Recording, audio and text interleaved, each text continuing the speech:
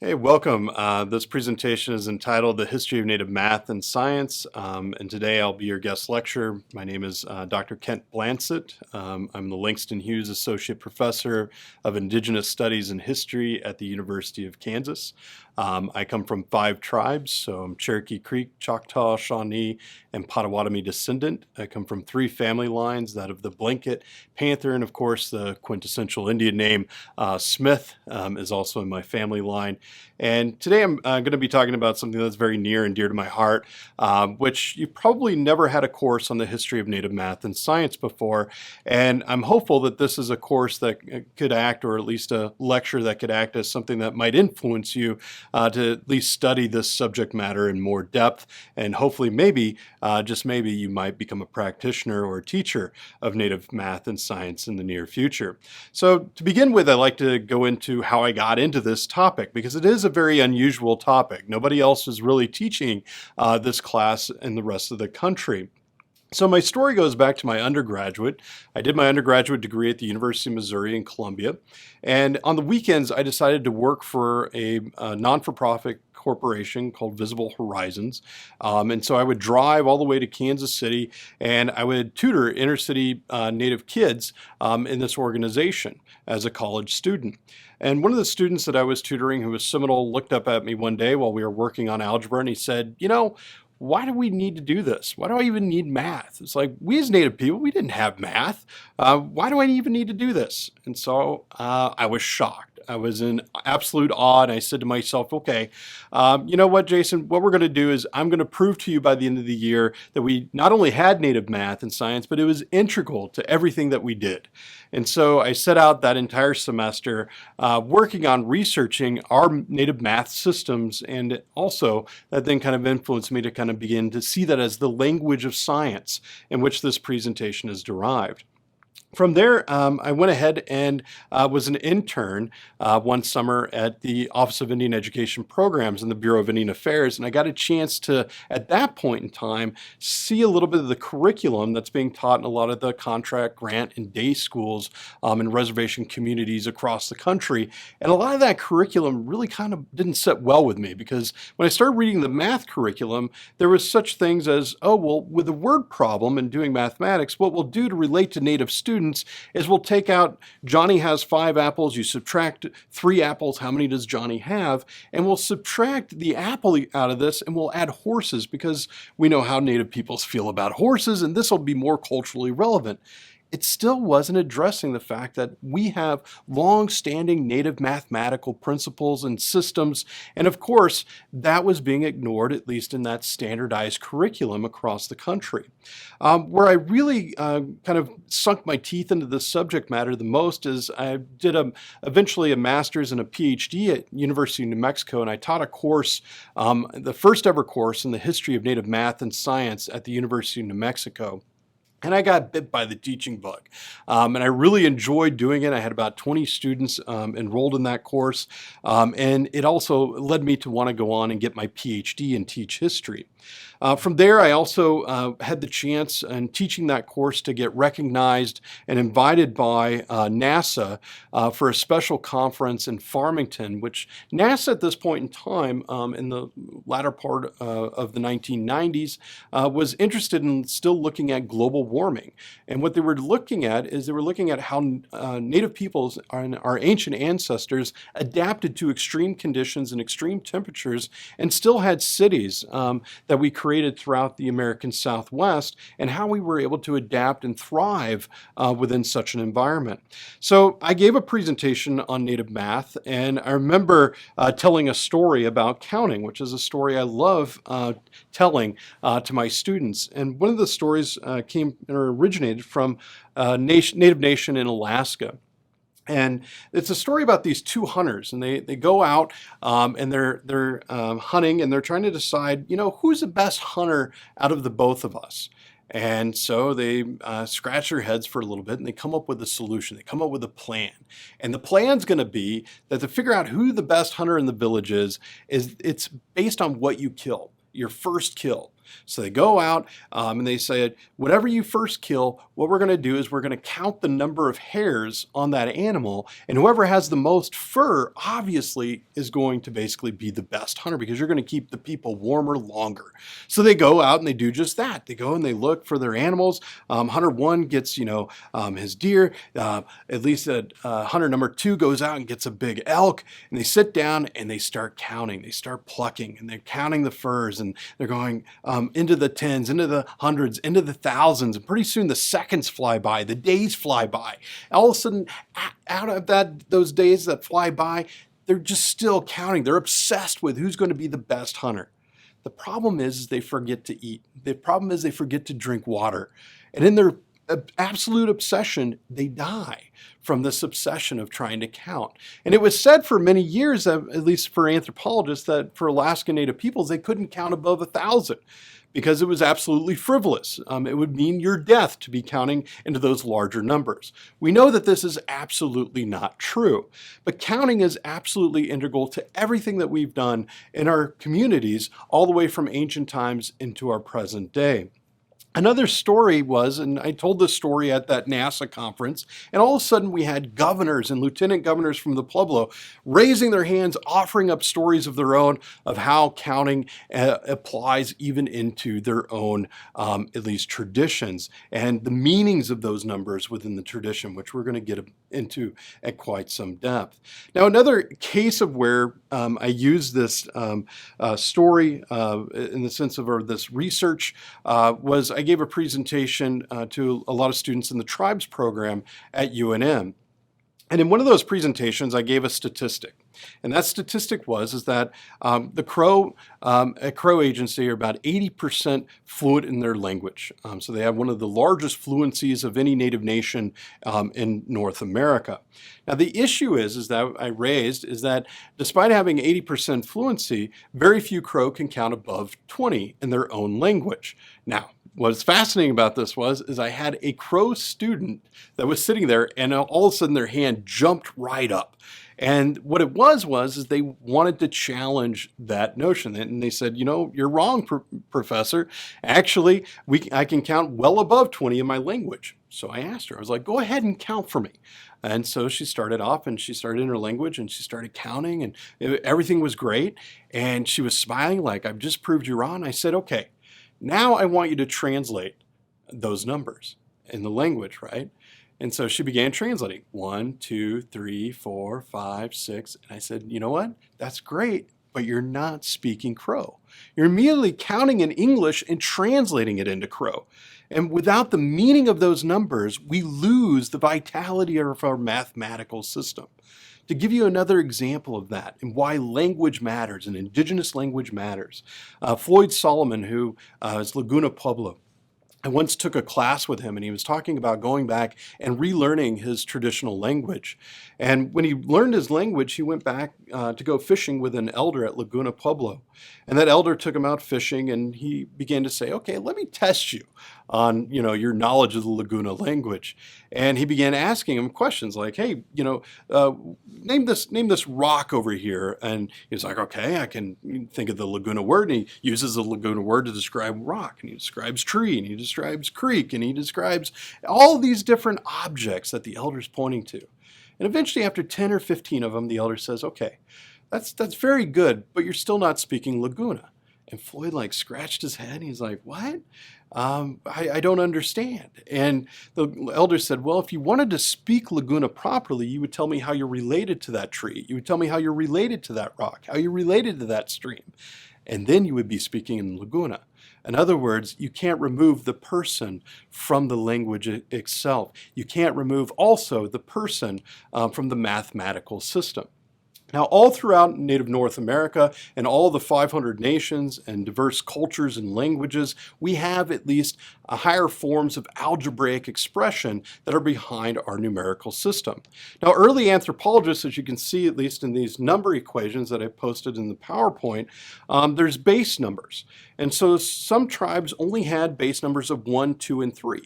And anthropologists would say, well, they only know how to count to 3. So they can't be very complex cultures. They can't be very sophisticated people.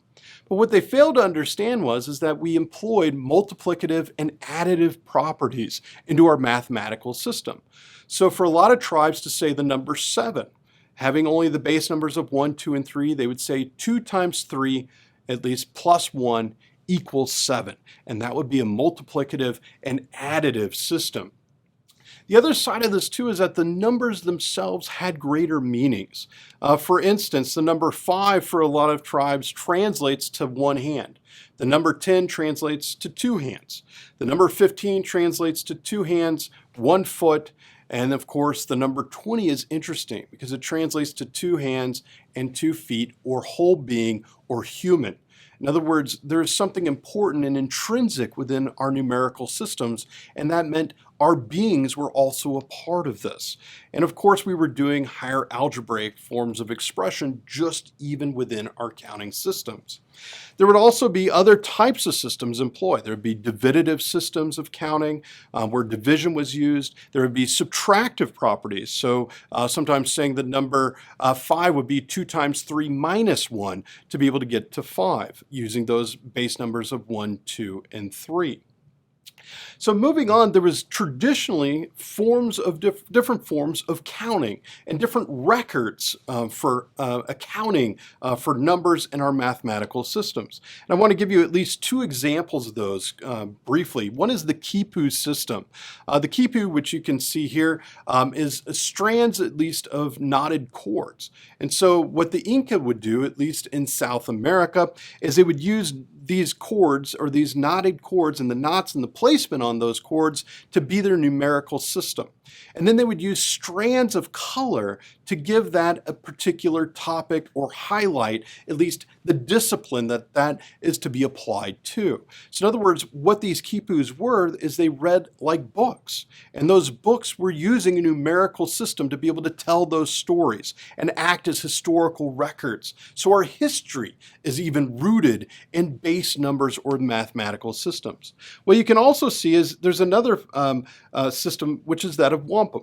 So if you go to the tribes in the northeast as well as in the southeast, wampum was used pretty readily within our treaty belts.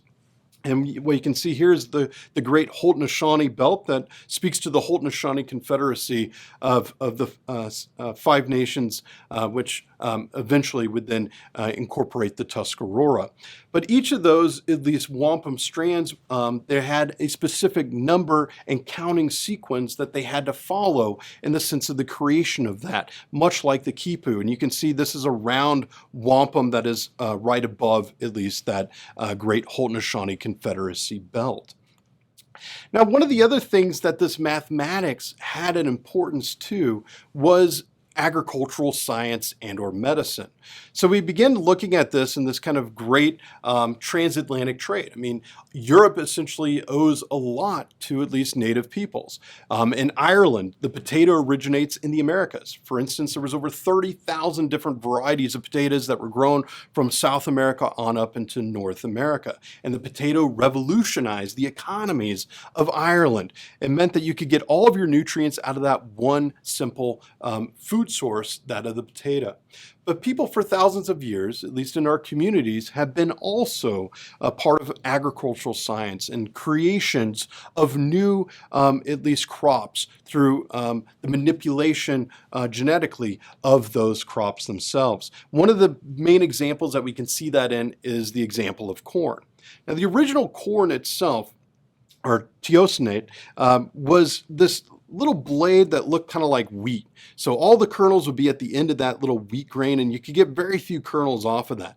Well, in thousands of years, through at least splicing and pollination and cross-pollination, they were able to produce larger and larger, at least, stalks of corn with more and more grains or kernels on them, and different varieties of corn that would be produced in the thousands of years. So out of this, agricultural science was incredibly important in how you plant those crops, how do you harvest those crops, how do you get the most out of that to be able to feed larger populations. Mathematics had to be the root, the language of this science. And of course, medicines. Approximately 90% of our modern day pharmacological science derives from indigenous plants, from all the way from the rosy periwinkle that was used in Ronald Reagan's heart surgery, which is an indigenous derived substance to help with the pain, but also to help with clotting of blood so that at least somebody doesn't bleed out during open heart surgery. All these come from indigenous, at least, plants. So we had a science in regards to agriculture, in regards to plant knowledge, and a very sophisticated knowledge of that. The other thing that it does is mathematics links us with ceremony. It links us to our oral histories, our traditions. And so we can see this in several different examples. And one of the examples I always like to give is this example of Matotipila, which is also oftentimes called Devil's Tower. Now, Matotipila has an interesting resonance with me because when I was an undergraduate student, there was a professor at the University of Missouri, and he taught this course on geology. And he taught this course to at least 500 students, and there was one native student that was sitting in the audience who happened to be my friend. And while he was teaching this course, he put up the slide of this bear clawing the side of the mountain, and he told the story that, native peoples believed that it was a bear that was, clawing the side of the mountain that created these striation layers within Matotipila as native peoples were being risen to the heavens. And then he said, and he made a joke out of it, and then eventually he said, but science knows that that is absolutely false. It was a volcano that would actually create Matotipila. And so what was horrific about this was the rest of the class laughed at his joke, which belittled our culture. And the student came to me afterwards in tears, and they're like, basically telling me exactly what happened. I got really mad. I remember I called the professor up and I said, I need to have a conversation with you. And of course, I left a bad, irate message. I called, I apologized about it. We eventually got a chance to sit down. And I told him, it's interesting because what does a bear represent? What you're telling or what you told your students to us, that's a children's story. But there's a science involved within our stories that you're dismissing. And I asked him, well, what does a bear represent in your culture? And he was like, well, what do you mean by that? And I was like, well, bears, you have them in your culture in the sense of teddy bears. Kids go to sleep with them. They're cute. They're cuddly. And what a better reference to a mountain that would erupt than a teddy bear or a bear itself. That what we know about bears is they look docile, they look friendly from afar, but at the drop of a hat, they can erupt in violence. There's no other way of being able to explain how a mountain goes from absolutely looking calm and pristine to something that can be threatening to one's person than to use it as a metaphor for describing a volcano. So essentially, Matotipila as a formation occurs over 50,000 years ago. So someone was there seeing and or witnessing this, and it became a part of our oral traditions that then was handed down generation after generation after generation. And the key thing about Matotipila is that it relates to a larger story. And the story that I'll relay was relayed to me. It was a Lakota story about the origins of Matotipila. And what Matotipila referenced was these sisters that happened to be out. These 7 sisters were out picking berries with their brother. And at one point in time, while they were picking berries, the brother changes. And he transforms into a bear. And he begins chasing these sisters. And the sisters are running and they're fleeing for their lives from this bear. And they don't know what to do. And there's this large tree stump that begins calling to them, please come to me. Come to me and I will protect you, from your brother, this bear. So they run to this treetop. And what this treetop does is it begins to grow. And as it grows towards the heavens and towards the sky, towards the universe, it protects the sisters.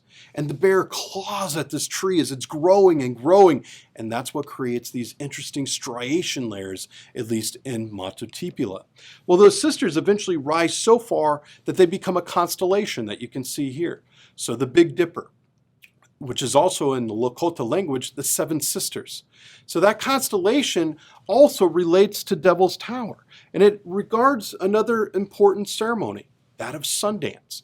So every year for Sundance, at least when this constellation of the Dipper, which is like the big spoon that reaches into a fire that gathers a hot coal that is then fed into the pipe for a pipe ceremony, When these constellations, at least the Big Dipper and then another one, which is Tobacco, basically intersect the sun on the elliptical, that's when they knew it was time for Sundance ceremony. And Sundances would always be at least down around the origin point, which was Matotipula.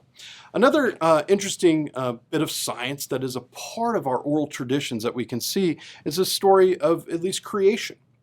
And for us, it's about the woman who fell from the sky. And multiple tribes have different tellings of at least our creation stories. And then this story, most oftentimes Haudenosaunee and Cherokee peoples, what we do is we tell of the woman who basically is in the heavens and she marries a star person and she has a baby with a star person. And there's this tree that she's told that she can never go near. And she gets a curiosity one day and she begins digging around the roots of that tree. And when she begins digging around the roots of that tree, she sees that there's these stars and there's this whole other planet that's down below. And so she gets curious and she begins at least threading the roots of that tree together. And she makes this long, giant cord. And she begins to traverse that cord, climbing down towards the planet.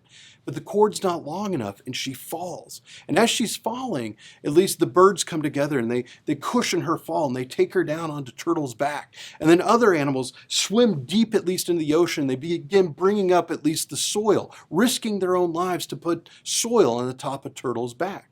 Now, two important things are noted in the science of this one story. One is the concept of gravity. Well known before even Isaac Newton, this idea of falling to Earth, the idea that there's a gravitational pull to the Earth, that the plates, the tectonic plates act like a turtle and are constantly moving. In other words, understanding geology is what we're getting out of each of these stories and out of each of these examples. And mathematics and science happens to be the key to understanding our oral traditions. Now, an interesting place that I had a chance to visit is down south of here, and it was known that our people also came from Mexico. The great Sequoia, who will come up with our alphabetical system and syllabary, actually will pass away going back to Mexico to look for our ancient ancestors. And of course, at Chichen Itza, there's a pyramid that you can see here in the middle. That pyramid that you see in the middle is fascinating because they use a different kind of sound technology.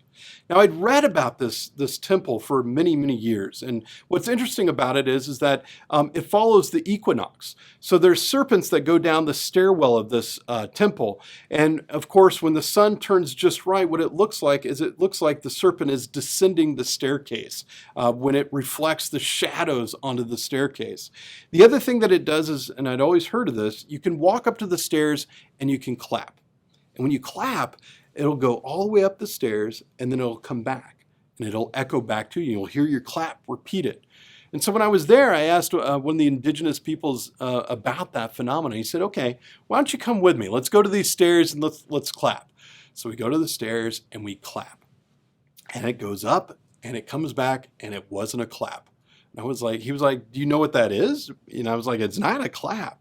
He's like, yeah, what do you think it is? And I was like, oh, it sounds like a bird. And he's like, you're exactly right. It's a quetzal bird, which was a sacred bird, at least for the Mayan.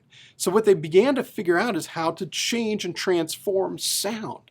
And what they were doing is using the staircase to elongate sound waves and transform that sound and return it back in a different version of that, right? Just from a simple clap. So out of this, they were using sound technology even in the architecture of at least Mayan cities like Chichen Itza. Well, you can see down below at least the quetzal bird, which is known also as kind of a feathered serpent. You can see that long tail of the bird itself, which made it kind of like a serpent. And then, of course, the wings itself, which was important because it could go above worlds and below worlds, which we'll talk about as we move through this lecture. Well, you can see at the bottom of that is a traditional ball court. Now in the ball court, they also use sound transference technology. So if you stand like we're standing here in this picture, this is a picture I took, there's all the way at the other end another kind of position or wall at the very end of that ball court. And there's a group of people that are standing there. Well, if you walk out about 15 feet from that wall, you can't hear anything. But you walk back in 15 feet, you can hear every single word that the people on the other side, which is 2 to 3 football fields in length, you can hear every single word that they're saying crystal clear. So it's almost as to say that sound transference technology is really critical, and you can only derive that through higher forms of architecture and engineering and the application of science and mathematical principles. Now this far slide over here happens to be an observatory, which was a Mayan observatory, so they would use that to be able to chart the movements of the sun on the elliptical. They would also be charting Venus, they would be charting Mars, and other movements of the planets to be able to understand when times of planting would be best, when times of harvest would be best, when times of ceremony would also be best for the Mayan peoples. Now the Mayan also had a really intricate form of a calendar, which was a 356-day calendar. They also had a complex system of mathematics. They were the first to derive the concept of zero of any people. And zero is absolutely important if you're to do any work in engineering, architecture, or astronomy. You gotta have a point of zero.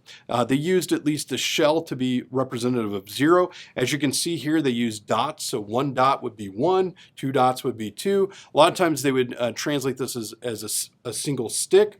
And then you would have a bundle of sticks would represent 5. So you get 1 square bar of that. You add a dot above it, it becomes 6, 7, 8, and so on.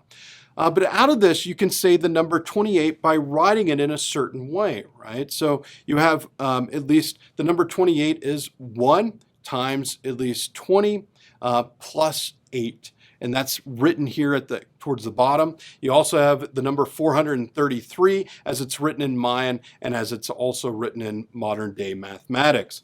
What I'm trying to get at here is that we had the ability to go into the thousands. We had complex forms of mathematics integrated within our systems. And some of this had to do with also the importance of astronomy to our peoples.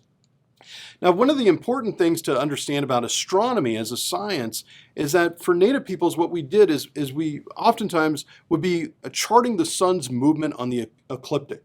So the way the sun moves is the sun rises and sets in 2 different places all the time. We know that, right? It rises in the east, it sets in the west.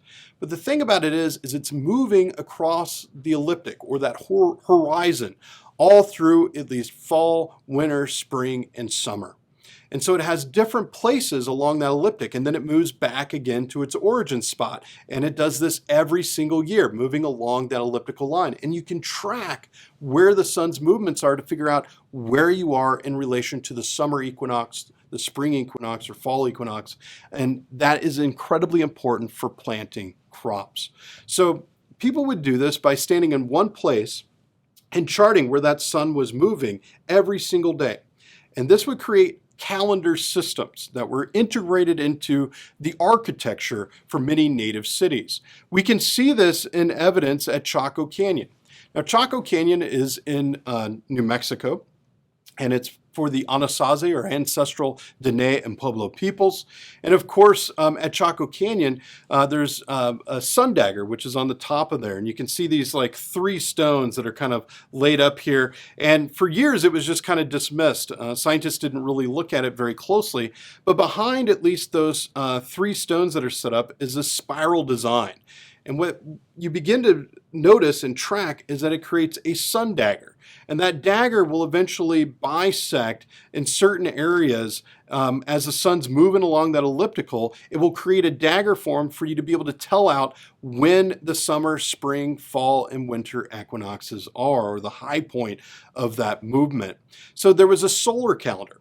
Now, the back part of one of the great cities of Chaco Canyon had this giant wall that followed at least the mesa. And within that giant wall, there was also cairns. And those cairns tracked the movements, not of the sun, but of the moon. So Chaco Canyon was one of the first places in the world to not only have a solar calendar, but also a lunar calendar built into it. So it was one of the most accurate calendars in all of the world at the time of its origins, which was over 1,000 years ago. The other thing that they were able to build, and this is what NASA was really interested in using GIS technology for, is they were studying these roads. And so this picture over here that basically showcases these yellow and red lines, those are at least roadways. And there was hundreds of miles of roadways that were carved out by at least the Pueblo. And these were managed by runners that would tie in multiple Puebloan and Anasazi communities together. And of course, out of this, some of these roads went nowhere, is what they would say, but they would begin finding lots of pottery shards at the ends of these roads. Oftentimes, what it was is that pottery carried prayers. And so people would go to these places and they would give up the pottery, which would be giving up a prayer or giving up a blessing. So it's also told to people when you're traveling, at least through Chaco Canyon, if you happen to visit it, please don't be picking up the pottery shards, right? Because these represent prayers. These represent blessings of ancient times and should be left at least for those prayers to be heard and not picked up or desecrated. Now, one of the things that is absolutely fascinating that we see kind of pivotal in all throughout ancient North America is the spiral design. This is a spiral design that came from Petroglyph National Park, which is just outside of Albuquerque, New Mexico. But the spiral design we can see in multiple places all through native North America. If you look to the bottom here, you can see a picture of Serpent Mound. And Serpent Mound was an effigy mound, so it was made to look like a snake. And this far opening over here is the mouth of the snake opening up to consume an egg. And at the very back end, you can see then the tail. And that tail is in that serpentine design, this coiling design. Now there's one particular serpent that really is reflective of this movement of the end of the tail, and that's the rattlesnake. And the rattlesnake is really important because the rattlesnake has to do with agriculture.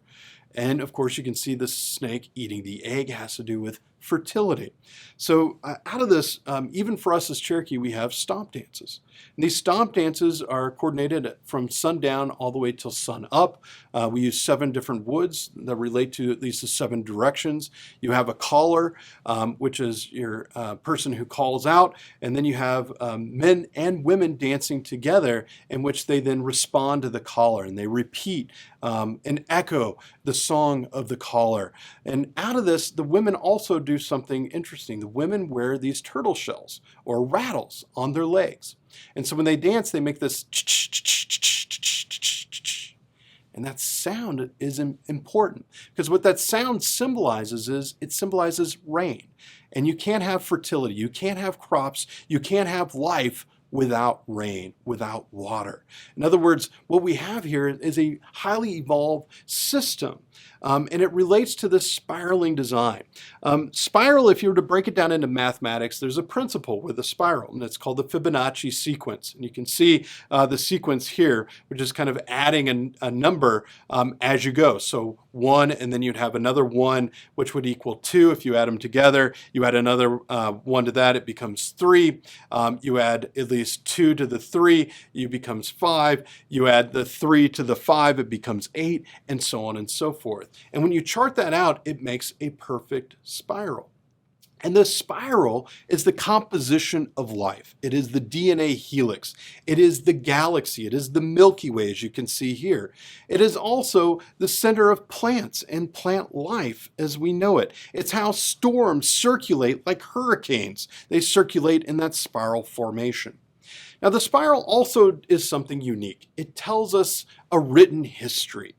And one of the ways that it tells us a written history is I had a chance to be able to have a conversation with one of our leading architects, a Zleta Pueblo citizen by the name of Ted Hahola, who teaches architecture at the University of New Mexico.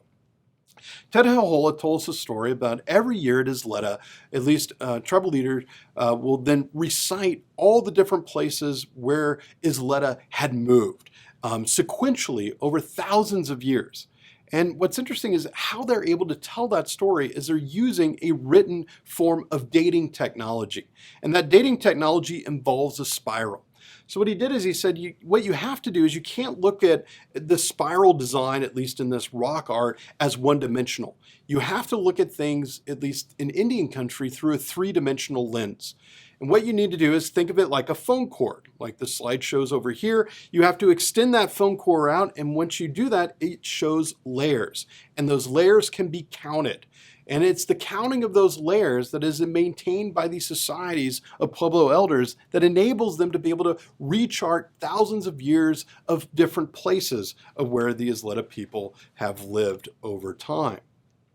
Other ideas or other principles of architecture involving astronomy that relates to these the significance of native math and science are found in two major places in native North America.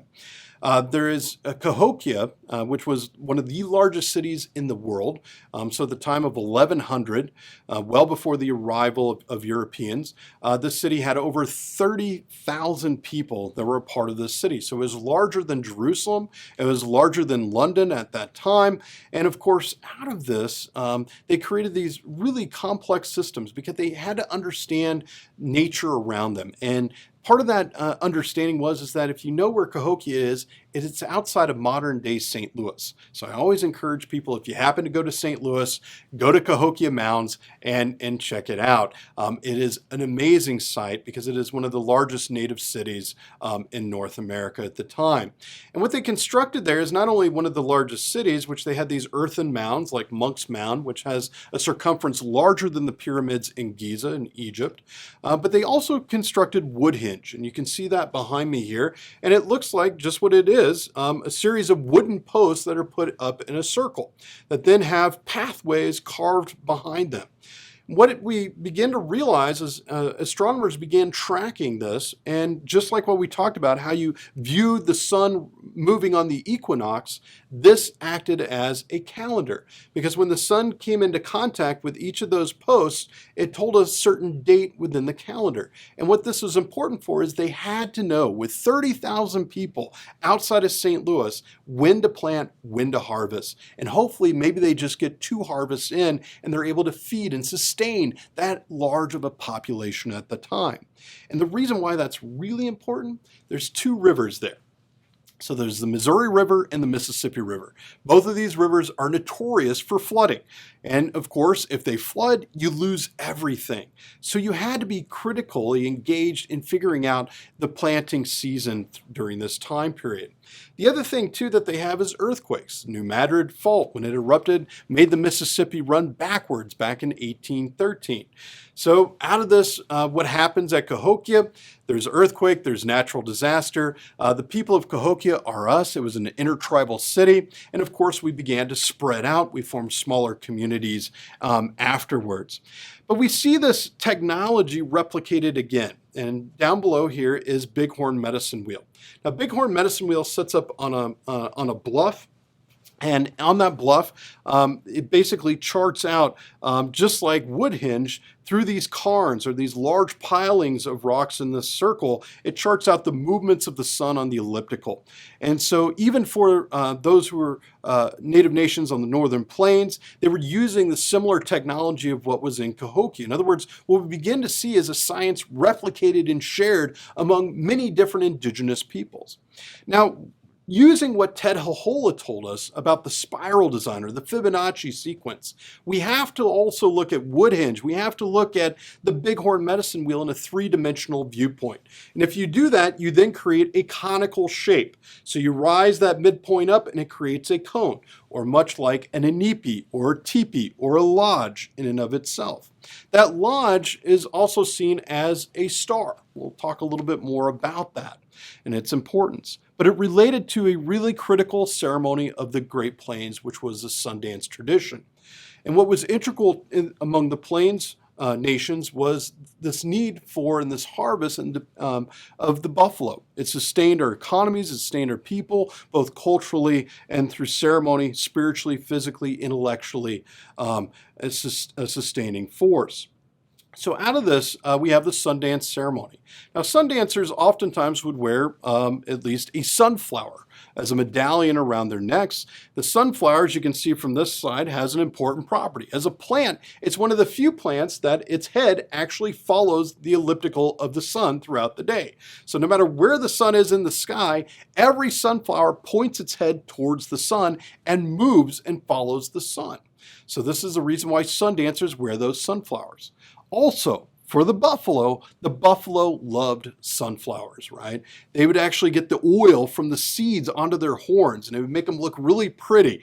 And this was one way that they would be able to attract a mate, to sustain life, and to be able to create more buffalo was they depended upon at least the seeds of that plant of the sunflower. So what we have is essentially a ceremony that connects the buffalo, that connects the sunflower, that then connects it to the survivance of native peoples. And as you can see in this far slide, this is where one connects themselves physically then to at least the cottonwood tree, which oftentimes is at least brought into the center of the arena by men. And then the arbor of that arena is constructed by women and children. So it's about the genders coming together to create life and to sustain life once a year, replicating also the constellations in the sky. So the people are essentially mirroring what is in the heavens. They're mirroring it also on earth as well. What we would call that as what is above is equal to what is below. And you can see this X right here in the center of this presentation or this slide. And that X is essentially what Lakota peoples would use at least as star knowledge. That would be their symbol for a star. What's really fascinating about it is the living structure for the Lakota peoples and a lot of other Northern Plains people and Southern Plains was the teepee or the lodge. And out of this, the teepee itself or the inipi was called a star. And part of this reasoning is that the fire would be lit in the center of that lodge. And if you were to look above, at least from the heavens, it would look like a star on earth in and of itself. And what I always have to tell people is that that heat is important because it's emblematic of pure energy, creation. Right? Sun in and of itself gives us life. And at the center of that is at least heat, which is the center of our lodges. It's the center of our sweat lodges. It's the center of everything that creates our being and our wholeness and stability and balance within this universe. The poles, at least even of that lodge, relate to the laws for the Lakota people. And of course, the tops then relate to prayers that extend up into the heavens. So in other words, it connects what is above to what is below. In other words, mirroring the heavens and replicating it here on earth itself. Now, there was a really great book that I want to reference you to, and that was a book called Lakota Star Knowledge. And when I taught the history of Native math and science, what I would use is this parfleche design that you can see on the right.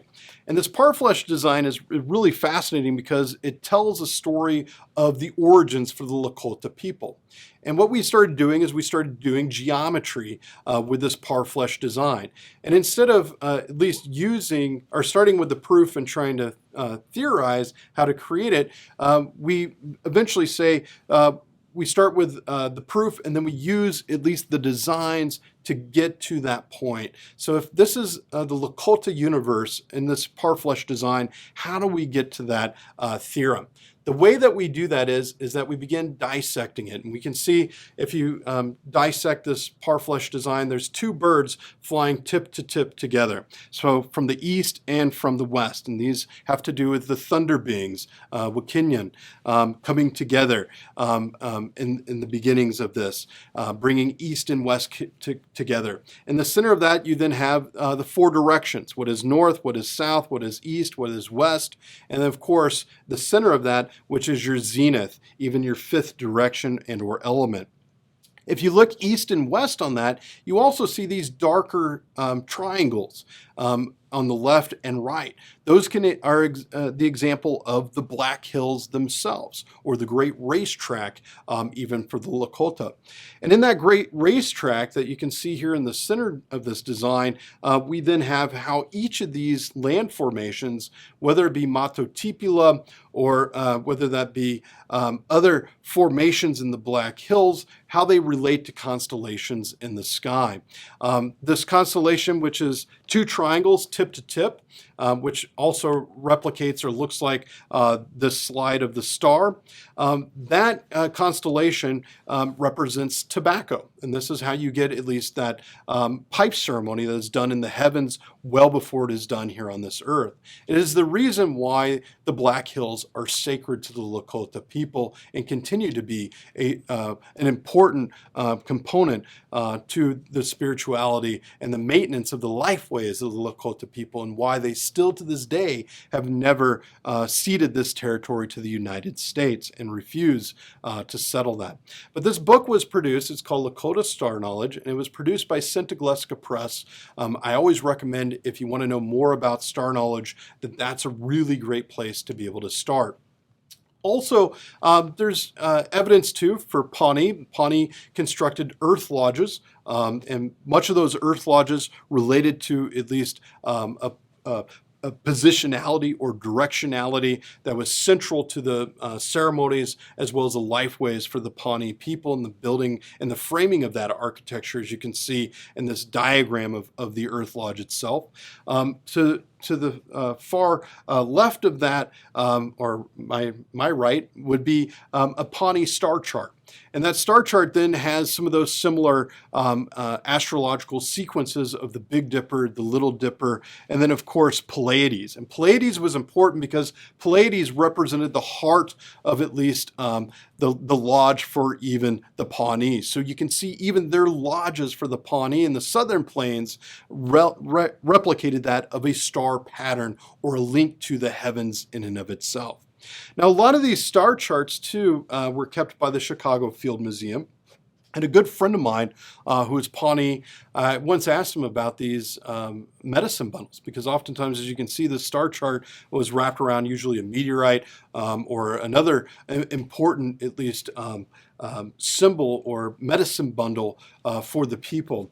And of course, the Field Museum had a lot of these, and I asked, well, why don't the Pawnee get these returned? Why don't they get them repatriated back to the people? And he said, I asked my grandmother the same thing, and she said, it's hard because those are very dangerous objects as well.